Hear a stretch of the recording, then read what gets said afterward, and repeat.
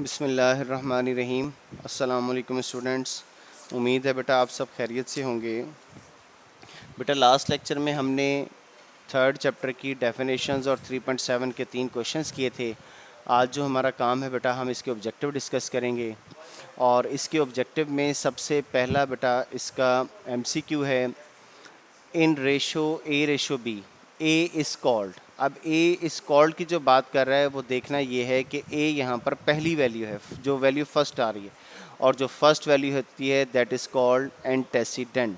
So antecedent is the correct answer. इसका जो correct answer है दैट इज़ एंटेसिडेंट। नेक्स्ट है in ratio X ratio Y, Y is called. अब Y इसमें second value है और जो सेकंड वैल्यू है इसे हम प्रेसिडेंट भी कहते हैं, कॉन्सिक्वेंट भी कहते हैं बेटा। हमने जो नोट्स में वर्ड पढ़ा था वो क्या था? कॉन्सिक्वेंट। ठीक है, तो जो प्रेसिडेंट है इसे हम कॉन्सिक्वेंट भी कहते हैं। कॉन्सिक्वेंट कह लें या प्रेसिडेंट कह लें, एक ही बात है। नेक्स्ट एमसीक्यू नंबर 3 इज़, और ये बोर्ड के एग्ज़ाम में जो आया है ना, जो ये एमसीक्यूज़ आए हैं आप देख रहे हैं इनको स्टेरिक लगा हुआ है। यहाँ पर कॉन्सिक्वेंट का वर्ड नहीं यूज़ किया गया, कॉन्सिक्वेंट की जगह प्रेसिडेंट ही वर्ड यूज़ किया गया। अच्छा, next MCQ number 3 is in a proportion A ratio B proportion C ratio D, A and D are called. A और डी कौन सी वैल्यूज़ हैं? एंड की वैल्यूज़ हैं, so these are called extreme values.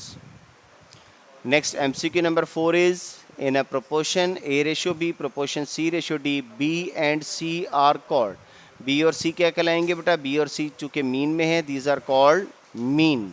Mean proportions कह लें या mean कह लें। Next MCQ number 5 is in continued proportion A ratio B proportion B ratio C, A C is equal to B square. अब A C is equal to B square कैसे बना बेटा? यहाँ पर उन्होंने फार्मूला अप्लाई कर दिया, product of mean is equal to product of extreme. B is dash proportion between A and C. A और सी का बी कौन सा प्रोपोर्शन है बेटा? ए और सी का B is the mean proportion. Next MCQ number 6 is in continued proportion A ratio B proportion B ratio C, C is proportion of A and B।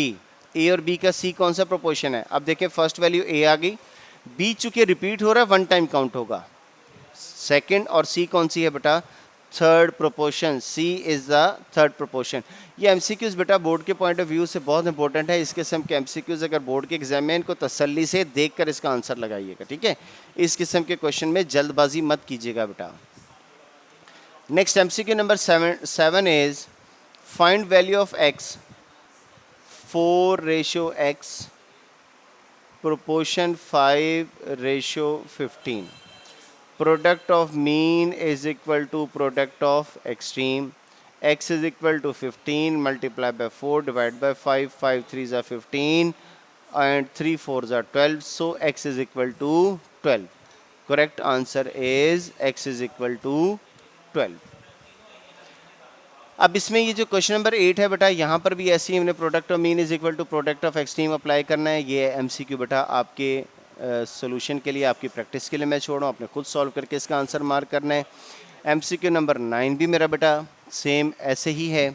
इसमें आपने पी की वैल्यू मालूम करनी है, जैसे 7 की है वैसे ही 8 है वैसे ही 9 है। ये दो बेटा मैं आपकी प्रैक्टिस के लिए छोड़ रहा हूँ।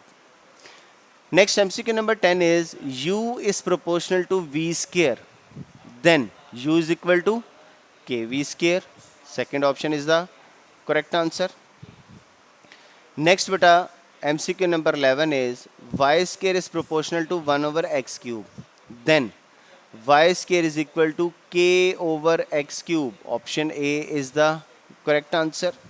और इनमें जो बेटा जो क्वेश्चन है ना इस पूरे चैप्टर में एमसीक्यू से रिलेटेड, वो सारे ऐसे ही हैं जैसे कि आपके पास गिवन है, ठीक है? इनको अच्छी तरीके से प्रिपेयर कर लीजिएगा। और यही चंद एमसीक्यूज़ हैं 16 17 18 जो बार बार रिपीट होते हैं। अच्छा जी, ये जो एमसीक्यू नंबर 12 है ना बेटा, ये बोर्ड के पॉइंट ऑफ व्यू से बहुत ही इम्पोर्टेंट एमसीक्यू है बेटा। ये देख लीजिएगा, देखने में आपको लगेगा कि बहुत आसान है। If u over v is equal to v over w is equal to k, then अब आप देखें कि u over v भी k के इक्वल होगा और v over w भी किसके इक्वल होगा बेटा? k के इक्वल होगा। तो ये u की वैल्यू क्या बन गई? वी के या के वी, और वी की वैल्यू क्या बन गई बेटा डब्ल्यू के। अब आप देखें कि यहाँ पर जो आपके पास ऑप्शन है इसमें वैल्यू किसकी मालूम कर रहा है, यू की। तो यू की वैल्यू हमारे मुताबिक क्या बनी, वी के। लेकिन वी के तो यहाँ पर कोई भी नहीं, ये है लेकिन ये वी के स्केयर है, ये वी स्केयर के है। आपने क्या करना है बेटा, इसको सॉल्व करने के लिए ये जो v है ना, ये v की वैल्यू है ना, v की वैल्यू क्या है w के, तो v की जगह आपने पुट कर देना है w के, और ये के जो आपके पास ऑलरेडी मौजूद था ये बेटा as it is. So u is equal to w के स्केयर। अब आप देखें बेटा w के square, first option is the correct answer. ये बहुत इंपॉर्टेंट है बेटा, बहुत आता है ये MCQ नंबर 12 बोर्ड के एग्जाम में। The third proportion of X square and Y square is. अब बेटा ये जो थर्ड प्रोपोर्शन है ये आपकी बुक का क्वेश्चन है, ये आप लोगों ने खुद दोबारा इसको रिवाइज करना है, खुद इसको सॉल्व करना है।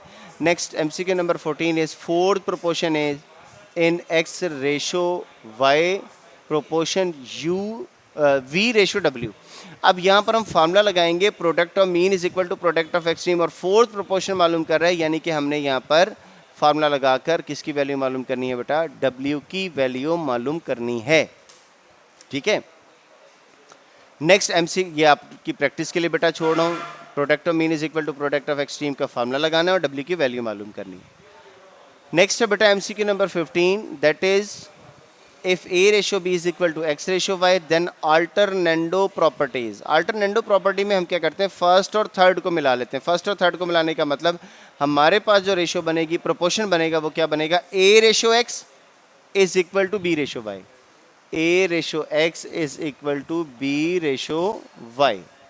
और अगर इसको अब जो हमारे पास आंसर हैं वो फ्रैक्शन की शक्ल में है तो हम इसको फ्रैक्शन में कन्वर्ट कर देते हैं। फ्रैक्शन में कन्वर्ट करें तो क्या बनेगा, A over X is equal to B over Y, और A over X is equal to B over Y means first option is the correct answer. Next MCQ number 16 is if A ratio B is equal to X ratio Y then invertendo properties.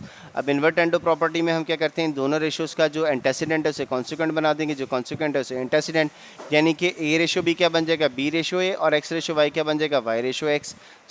तो इसके मुताबिक ये बनेगा B ratio A is equal to Y ratio X, और अगर ratio की form में देखें तो option B is the correct answer.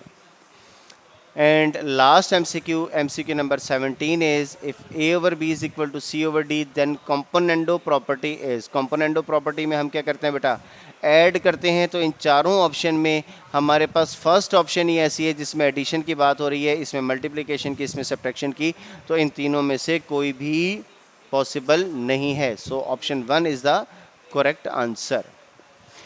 अच्छा बेटा, ये इसके साथ ही हमारा जो चैप्टर नंबर 3 है ये मेरा बेटा हमारा हो गया है कंप्लीट। शर्ते ज़िंदगी इंशाल्लाह हाजिर होंगे, तब तक के लिए बेटा अल्लाह हाफ़िज़।